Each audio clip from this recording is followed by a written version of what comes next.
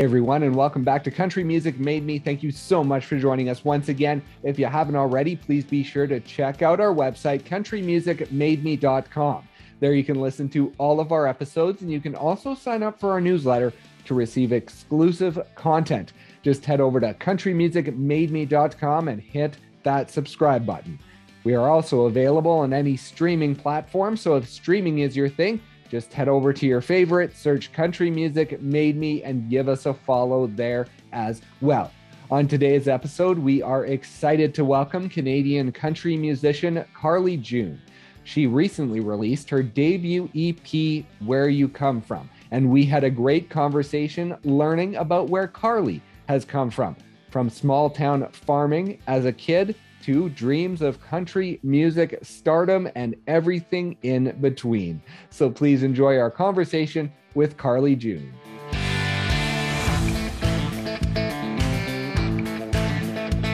The EP, we're coming up on about 3 weeks since the release. Where You Come From, your debut EP. What have the last few weeks been like since the release? It's crazy. It's been that long already. To me, it still feels like it was 2 days ago, but it's been amazing. I'm so happy to finally have it out. The response has been incredible. It's just amazing to see people connecting with the songs, and that's what you dream of. So it's awesome that it's here. And I saw you posted about 10 days, I guess 8 days after the release, you posted that you had had 200,000 listens on Spotify. And now with the release of music, you do want people to listen and be there for it, but do you have to not focus too much on those listens and continue to click, oh, how many listens, how many listens, how many listens? For sure. There's so many factors that play into that. And I think it's so important not to get caught up in that. It's definitely something that, I'm working through, and probably every artist is not to pay too much attention to that. But I'm trying just to focus more on, are people connecting with the music? And I think if people are connecting with the music, then it's going to organically grow, and you don't have to worry so much about that.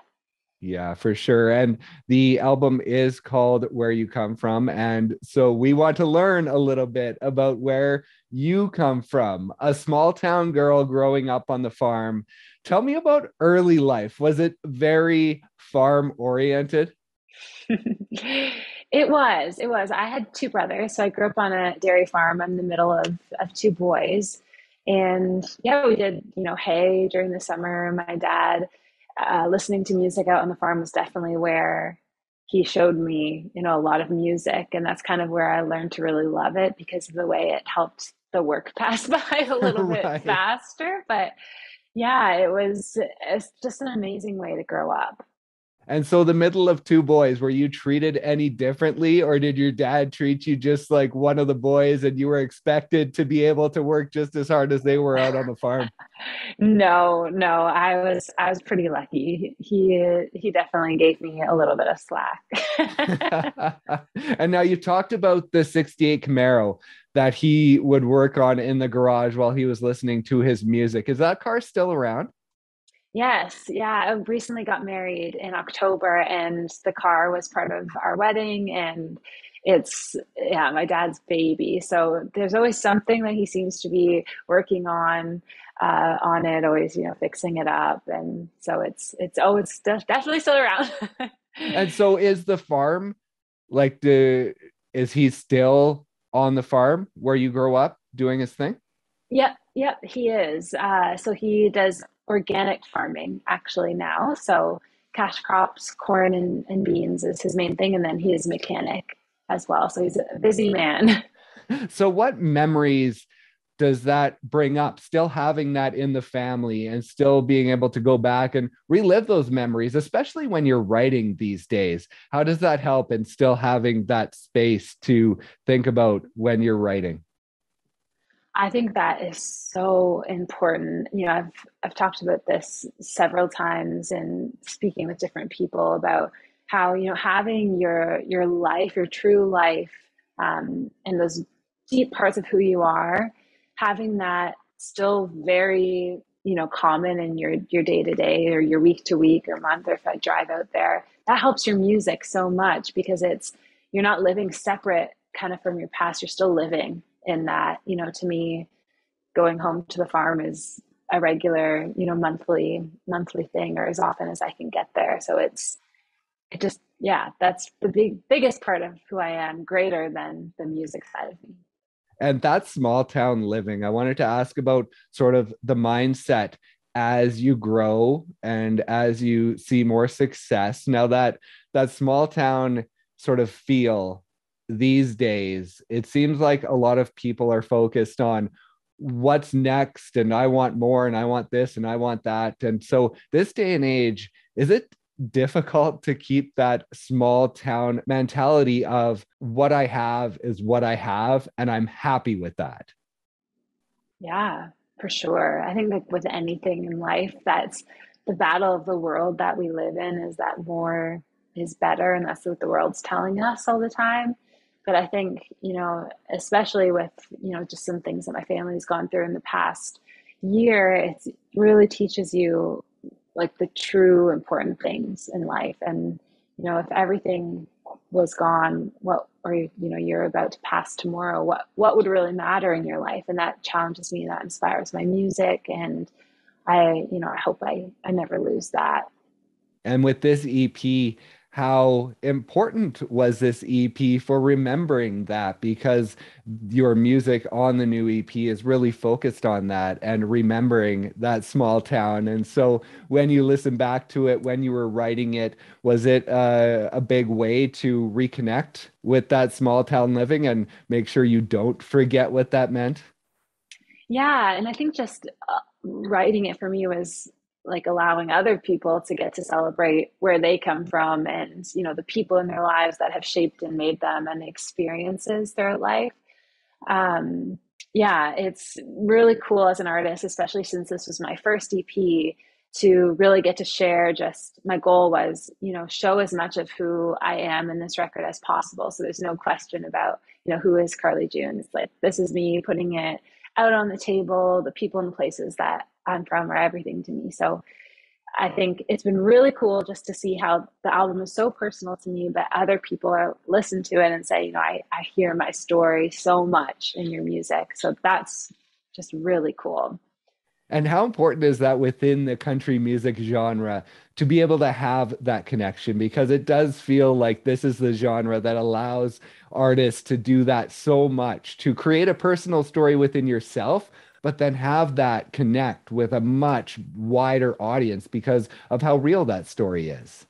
Yeah, they say, country music is just the truth. And I think that's why we love country music. And that's why I love country music. And it goes so deep.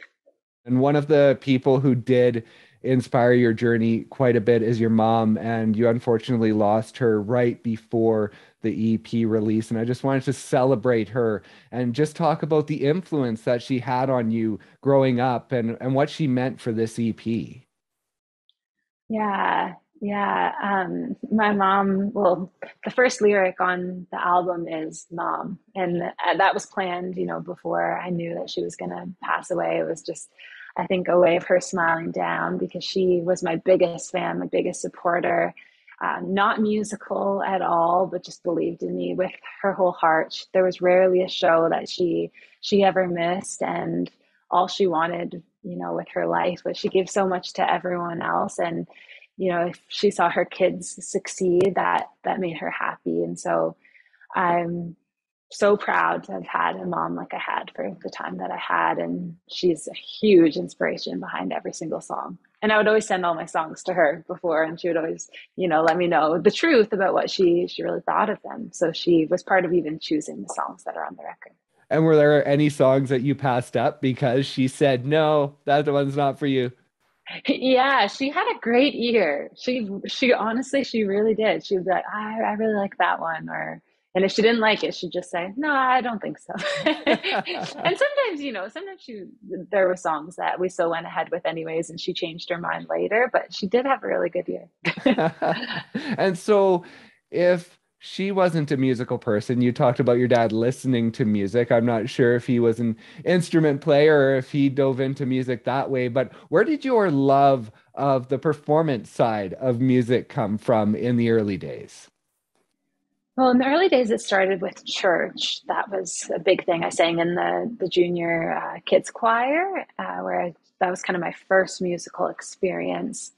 But there was something so special about singing in church that was an experience that I had never had outside of church. It's just, I could tell right away there's something different about this than the rest of life, and really drew my heart to that really, really strongly. And I still love singing in church, but no members of my family were musical or anything. So I don't think it came from it. No one in my immediate family anyways. There could be someone down the line, but I haven't heard of them. And there was a hymn that you recorded, I believe, for your dad in June of 2020. I saw on your social media, and you said it was also a tribute to your grandfather. And so I wanted to learn a bit about him as well and how he influenced your journey. First of all, that's so cool that you saw that, because yeah, it's deep on my social media, and it was nothing I ever released. It was just something I did for my dad for Father's Day. I recorded him, "How Great Thou Art." Um, yeah, for my dad, my grandpa, and so many people in my family, that song has always been the one that they always ask me to sing if I'm ever anywhere. Can you sing "How Great Thou Art" for us? And so my dad actually wanted it so that he could play it out in the shop when he was working on cars, and sometimes when people come over to get their cars fixed, he'll play it for them, and it's just this little special thing that was just for him. That's awesome. Did you have a tight-knit family? Were they all based around sort of that same area that you grew up in? Yes, yes. All my family is from the Listowel area and surrounding, and my grandfather was a farmer as well. Okay. And then my mom came from a family of farmers as well, so a rich agricultural history. And yeah, my grandpa, he was a jokester. He was loved like playing tricks on everyone, and there's so many funny stories of him just pulling pranks on people. And I think everyone in my family too is just very positive people. Um, I feel like I have honestly the best family ever. I really, really just love them and appreciate just having that, because I know that not everyone is that fortunate, and so yeah, I can't say enough good things about them. And your dad, I want to talk about a special trip when you were young that you took with him that I also saw on your social media. I saw that you went in to see a taping of Canada AM in Toronto, and you saw Shania Twain while you were there. And I wanted to know about that and just how that influenced you in that moment towards this journey that you're on now. Yes, so Shania Twain was like my number one. But growing up, we it was very expensive to take your kids to a concert. So I never got to go to see Shania in concert or anything growing up, but I did record her Miami concert that was on television. We recorded it on a VHS, and I would watch it over and over and over. Um, and so she was going to be on Canada AM in Toronto. They were filming it live outside that day at Yonge and Dundas Square. And so Right. my dad surprised me and took me so I could just see her being interviewed. She didn't even perform, but Oh, just to okay. be, yeah, just to be interviewed so I could be just even in proximity of her, which was so thoughtful of him, just like it was a long way to drive, and we went and stayed in the hotel the night before, and just, yeah, it just showed that he really cared about the things that were important to me. And you've had a chance to perform in that square. What did that mean to you when you had that opportunity, considering the history that you have living so close and visiting when you were young? Yeah, really cool. I mean, there's nothing like performing right downtown Toronto in the hustle and bustle of it all. And yeah, when you're young and you picture those things in your mind, I'm like, oh, what wonder what it would be like if I perform here one day, or will that ever happen? I want it to, but will it ever? And then, when you get opportunities like that, it is, you just have to almost just pinch yourself. Well, yeah, in the hustle and bustle of it, when you're actually doing it, I imagine it's so crazy as an artist there's sound checking and there's this and that, and you're probably running all over the place. So do you have time to enjoy it in the moment, or is it more afterwards that you actually get a chance to stop and be like, holy cow, I just did that? Yeah, and sometimes and this has happened with other big shows that I've got to play. It's like it's almost sometimes can be like a year later. You like when you finally have time to process it, and you're like, oh my goodness, like that's, was a thing on my bucket list. And that's something I'm trying to be is more in the moment and appreciating it in the moment. Because I think in the music industry, it's really easy to always be thinking about the next thing that's happening. Even with Yeah, this record, I've had this music in my back pocket for a long time. So to me, it's not new, but to everyone else, it's new. And you can easily just jump on to the next project or the next thing you have coming down the line. So right. just being really present in that, I think, is something I'm trying to be better at. And when did the thought of a country music career, this thought of chasing music as something more, when did that kick in for you? When I was 8 years old, actually, I don't know. I don't know if it was just God. I felt the first time I ever performed when I was 8, it was just in front of my school at a Christmas concert.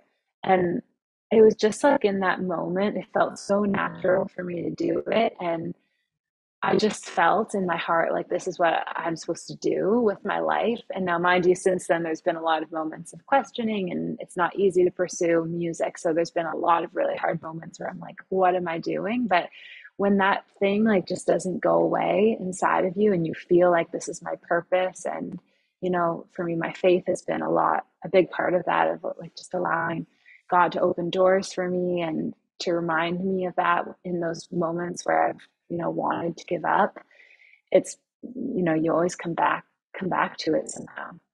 And within your faith, I saw a quote that you had on your social media, and it said, God has a plan, and it's usually when we stop trying to decide for ourselves what the plan is and give in to his plan that things work out. And so, along this journey, is there a moment where that sort of clicked in for you, that you had to almost stop pushing so hard and take a step back and sort of look at this whole big picture that you're within? Or is that sort of a constant battle that you have to remind yourself of as you move along this journey?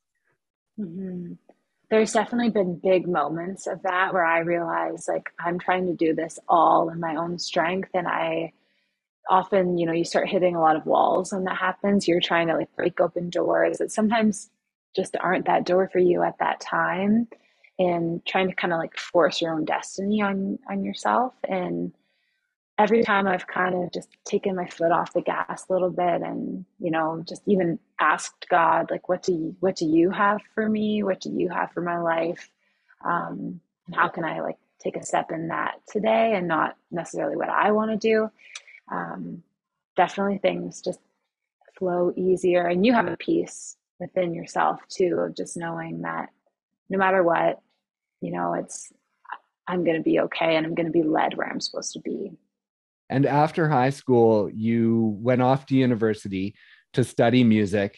At that time, did you know what your path was, what you wanted your path to be? Or was it sort of wide open and I'm going to go study music and then we'll see where it all takes me? Yeah, very much so. At that time, I think I was pretty naive. I just kind of thought, you get discovered as an artist at some point in your career, you get a big break, and sometimes that does happen. But I think a lot of it is like being a smart businesswoman and having a plan and knowing what you're trying to do, and working towards that little by little. But at that time, when I went to school for music, I was just thinking, it's really important to me to have an education. And I wanted that experience also of going away to school, and music was the logical option for me. And I did kind of think in the back of my head, I can always teach music as well. If the artist thing doesn't work out, then at least I have this, and music will always be part of my life. But when I was there, I quickly felt, like teaching high school is definitely not like what I want to do, or teaching elementary school. And I have taught like private students on the side, which has kind of funded my music career and allowed me to keep going that and make money. But Oh, teaching okay. in a teaching in a school setting wasn't definitely. I just felt it in my heart like this is not what I'm supposed to do. But I tried to just take all the training I could out of it, and then when I graduated, it was like, okay, now let's kind of try to figure out how the heck does the music industry work? And it's been a lot of me still trying to figure that out. But, sometimes you think you know it all, and then you realize like, oh, okay, no, that wasn't right. And a lot of falling and down and getting back up. Well, that's the thing, growing up on a farm in a family of farmers. What did they think when, especially after you graduate and it's time to now make something of this? What were they thinking at that point? Have they always been on your side and supporting you and knowing that whatever path you're going to take, you're going to be successful at it? Yeah, I think they were so supportive. There was never ever a moment where, anyone sat me down and said, I don't know if you should do this. It was like they saw it in me from so young, and the ways that I would, go into a singing competition and maybe I would lose that competition, but I would really work at it. And the next year I would go back and do a little bit better.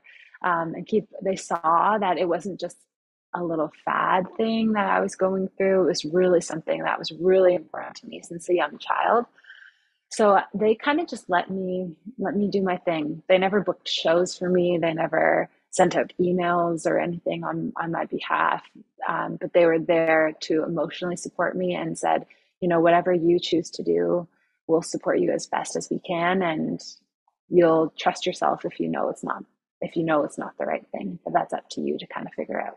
Right. And so after graduation, when did this country music journey begin? Was it pretty quickly after you graduated that you began to jump into trying to learn the business and trying to get a foothold on how to begin this journey?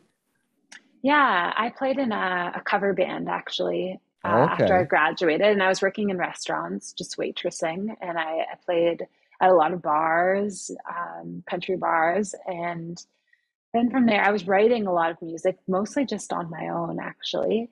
And I started working with a producer named Jason Barry, who's an incredible Canadian producer who lived not far, actually, from where my parents lived. Okay. And I kind of like, bugged him a little bit on social media until he was like, you know what, why don't you come by and stop by the studio and, we can chat and just like, kind of just helping me out a little bit. And we became good friends right away. And then he, said, do you want to do a single together? And so we ended up doing a few songs and recording them. And that was kind of like got me started.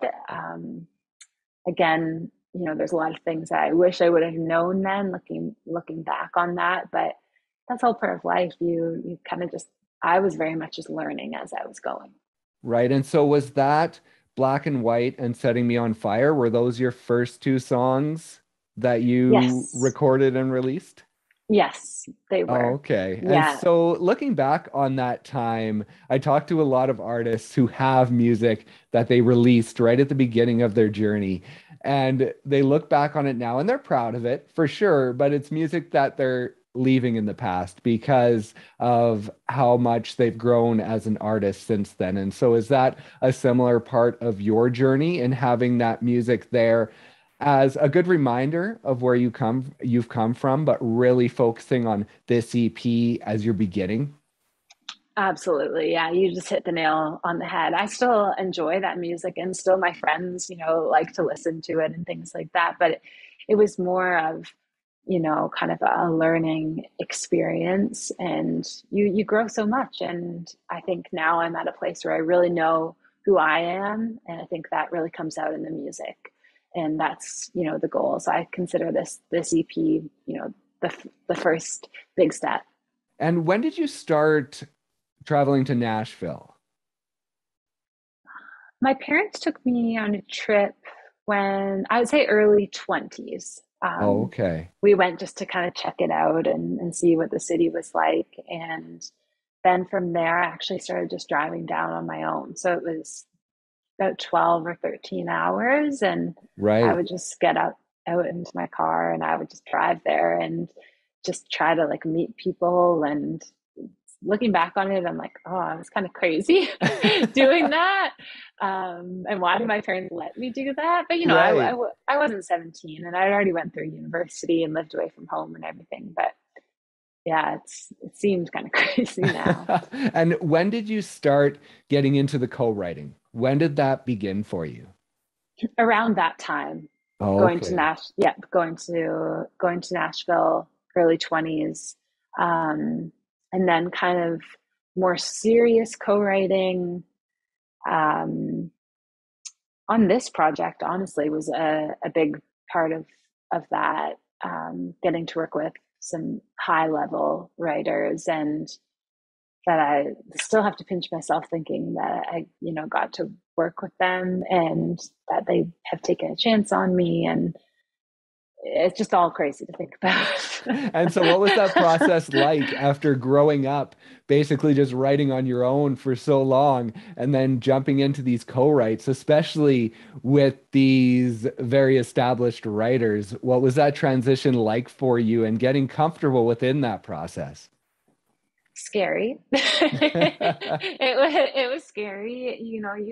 You're your worst critic, so you think like, there's a lot of, oh, am I good enough to be in a room with this person, or can I hold my own in this writing session? But you get more confident and you kind of figure out the way you write, and you find people that you really click with, and not every writer is going to be the right fit for you guys together.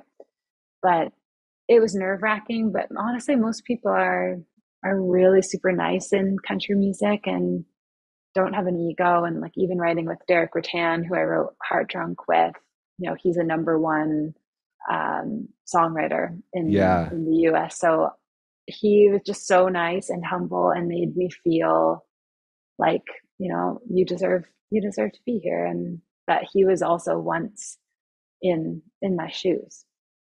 And so the process for creating this album, when did the songs come about? Was it back in like 2018, 2019 before the pandemic, or has it sort of been spread out over starting in 2018, 2019 to now? It started at the end of 2019. I wrote Big for a Small Town on my own prior to working with Karen Kosowski, who Okay. produced the record. So I wrote that song on my own in 2019, and then a lot of the songs, and some of them were even inspired kind of because of the pandemic. For example, "Church to Pray" was inspired because churches were closed, and the song is about you don't need a church to pray. So definitely uh, through the pandemic, it kind of brought some stuff out of me. And Big for a Small Town, that's one that I wanted to ask you about because throughout the album, when you're coming to the final song, there's different ways you can go with it. You can go with a ballad that kind of ends the album on sort of a slow note, or you can go with a sort of higher tempo song, and you've gone with sort of that banger right at the end. And I love it because it keeps the energy going all the way through. And so talk about that decision to have that upbeat song right at the end there to finish off the album. Yeah, it's fun. I think it's kind of like a little surprise at the end of the album too, because you're not necessarily expecting it. But yeah, I just wanted, I think sometimes a lot of the songs on the record are pretty serious, like when I think about the list, and they're deeper, some are deeper songs. So Right. I wanted to finish on a lighthearted note. And it kind of bookends because you have home team off the start that is also high energy and it has that marching band feel to it. And so when you were putting together the album, was that sort of a really exciting process to once you sort of put the songs in order to have that feel to it? Yeah, there was, because some of the songs were released as singles before, but they almost have like a whole new story to them once you put them all together onto an EP. Right. So yeah, when I listened to it all together for the first time, I was like, oh man, like this, it just felt right. It felt so locked in and good. And my team was a big part of also of that, of choosing which songs where it went in what order. Right. And the list I saw you mentioned was one of your favorite songs on the album. Now, talk about that one and the power behind that for you. Yeah, that song was kind of inspired by disappointment that I'd went through in life. Um, Before I met my husband, who we only got married in October, so it's very new.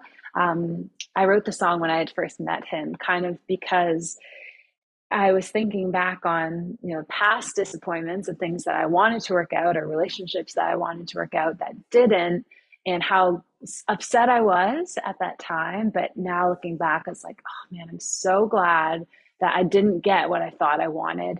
And we took the song and kind of shaped that around many things in life of, chasing your dreams and the disappointments that can come from that, or relationships. And how, sometimes it's a blessing, and hopefully, you'll be able to look back and on some situations and say, I'm glad that I didn't get what I thought I wanted. And because of the pandemic, were you with Karen when this was produced, or were you working apart from each other and you were sort of recording your part somewhere else and she was working in her studio? Exactly. Yes. I was in my bedroom in our makeshift vocal booth. Yeah. Oh, okay. And so what Yeah. was the process like then in hearing the song develop, and especially to hear the final product when you're not in the studio, sort of being right there when the process is created? Yeah. I had such trust in Karen. So I wasn't nervous. And I think she really understood me and who I was. So there was just that trust between each other that I knew she could take the song. And often I would hear sort of like a demo when we first did it. So I knew the direction the song was going. But the first day that we cut vocals was often the first time that I've heard it, a lot of the instrumentation, the drums, the guitar. So that was always a really exciting moment where you feel like the song has energy and life to it. So Right. that was a really exciting day, always getting to hear that.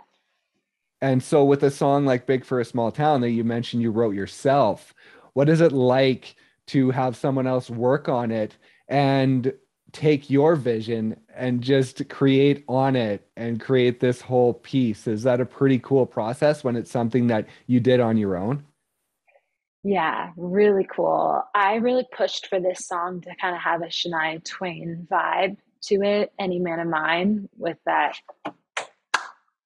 feeling to it. Right. So I had a very clear vision of what I wanted this song to be. I wanted there to be fiddle, and I wanted it to feel like a party. And so Karen took a lot of those ideas, and there's a crowd going, "Hey!" In the back at the end, and she really captured that feeling of like being back in my hometown, packing the arena when there's a concert that comes through town, and everyone's there, and it's just it. She so captured that feeling. And so taking this music, like you mentioned, you've already lived with it for a while before the release, and now it's released, so you're going to live with it for a little bit more. And then what's it going to be like to finally go out and do shows with this music, for having it for so long and not really being able to play shows? What is that feeling going to be like? Yeah, it's just you just miss it so much not getting to do it. And that brings a whole other level to the music too, getting to play it live. And there's a lot of feedback that you will receive from that too, of like what song works really well live that maybe on the record, it wasn't necessarily your top stream song, but it works really well live. Things like Right. that. It's just Yeah. like I'm looking forward to, and also to getting to meet fans and just country music lovers and get to know them and chat with them, and like it's just all part of it. So I can't wait for that. And with the music that you have released now, if we wouldn't have had the shutdown, would this music have come out sooner, do you think? Was this shutdown sort of a positive in a way for you to allow you to have that time to figure out who you wanted to be as an artist? If you would have put it out maybe later in 2019 or in 2020, would the music have looked different, do you think? Yeah, probably for sure. I mean, a couple of songs probably would have still been on there, but there might have been a few different ones. I think more on a personal level, it was like I was ready to go in 2020. Like 2020 was supposed to be a big year in my career. I just released Say Too Much. I went on my very first radio tour across the country. We had a bunch of showcases lined up. We were starting to record the record, and then everything was just like stopped. So it was Right. frustrating and it was very, very hard. And I had to do a lot of internal like work. you I know, that's bet. Yeah. that's part of it. And I'm grateful for that because you don't want to go and have a lot of success without being really strong on the inside. And I know that I am, and I'm proud of the work that I've put in and the person that, it's helped me become. And I think it allows you to connect hopefully with other people more as well, and just helps you create better music. And so where is the music going? Are, like you said, with this album, you've been sitting with it, and there's part of you that does want to move on to the next stuff, but you do have this album. But is there a little bit of a focus on what's next at this point? Yeah, I'm starting to really get back into a lot of writing right now, and we're planning another Nashville trip coming up. So there's probably going to be even some more music later this year, I'm hoping. Okay. And do you find with what you're writing now, does it have a different feel because things are opening up and maybe that opens up the heart a bit more and your mind space, your mindset is a little different? Do you find you're writing about different things within your life when you're writing for new material? Yeah, I'm a different person and have experienced different, I'm still the same person, but the experiences that I've gone through in the last little bit have definitely, are a big part of, are going to be a big part of the new music. And there's definitely some places that I want to take the music that didn't necessarily come out in this past record. So I'm excited to get to start again and to keep building upon what we started. Now that foundation of my career is there and who I am as an artist, and now we get to keep building. So that's a really cool feeling. And how important is the writing within your life when you go through moments like losing your mom recently? How important is the writing for processing that and for being able to overcome it and accept it more, maybe, than if you didn't have that way of expressing your emotions? I think it then becomes a way to like help someone else. It's that's kind of like comes back to, that's why I feel it's so much of my purpose, is that you can take something that is really hurtful and hard to go through and allow someone else to not feel as alone when they're going through it, because they're hearing your music and hearing and having that connection of like feeling not alone. And I think that's a big part of country music, is feeling not alone. And I'm grateful to have an outlet to be able to do it. And it's hard. It's especially when it's something like losing a loved one. It's hard to let it out. And with supporting others, I saw a few years ago you had mentioned that you had opened for Terry Clark.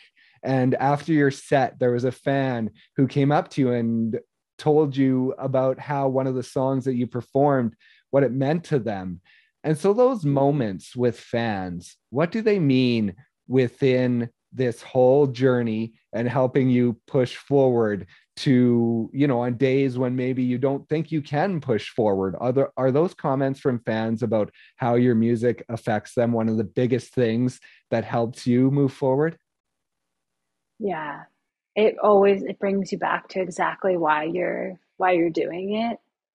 Um, Thinking about women, especially listening to songs like Makes You Pretty, and having that, like knowing, sometimes you forget that people are actually listening to music that Right. like, it could just come on Spotify when they're driving in their car, and thinking the idea of like a woman feeling beautiful because she listens to that song, to me is like yes, that's, why I want to do this, and having that opportunity and making the most of that opportunity that I've been given.